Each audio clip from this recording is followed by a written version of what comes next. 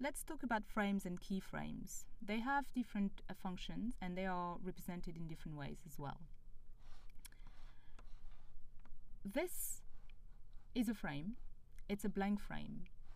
This is more of a unit of time, and you can see them here on your timeline. A certain number of frames will represent a second. So for example, here my document is set as 24 frames per second. So I need 24 of these cells in order to create a 1 second animation. So this would be a 1 second animation from frame 1 to frame 24. And these are blank, just like this one. The minute your frame starts being gray, it means that it has some sort of content, but it's a continuation of the time. So I'll come back to this one. I'll just jump to the keyframe. There's a keyframe here in layer 1 at frame 1, and it's represented with a black dot, which means that it's got content. And at the moment here on my timeline, this is the content. What I've got here is the content, and this is why we have that type of keyframes. You would usually use a keyframe to duplicate the content of a frame in order to make a change to it. So for example, if I go to frame 24, insert a keyframe, that would be F6 on the keyboard. I duplicate the content of frame 1 into frame 24.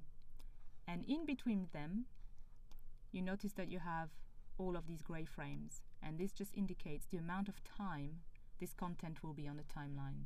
And this content will be on the timeline for 1 second.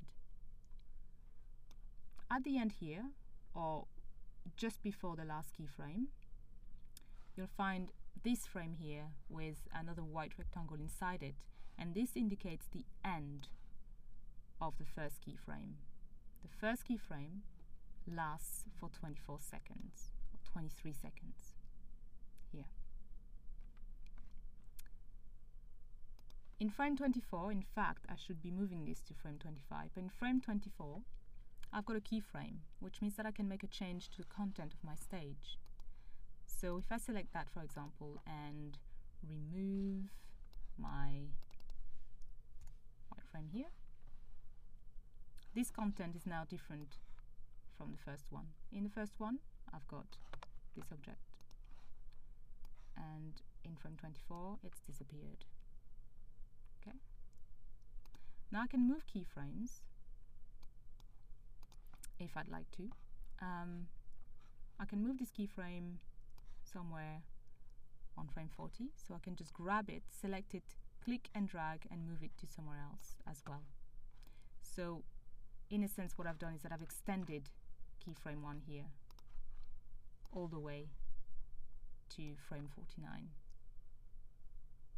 I can remove the content of a keyframe. If I select a keyframe and click on the backspace, delete everything, it's now becoming a blank keyframe. So it's a keyframe with no content in it.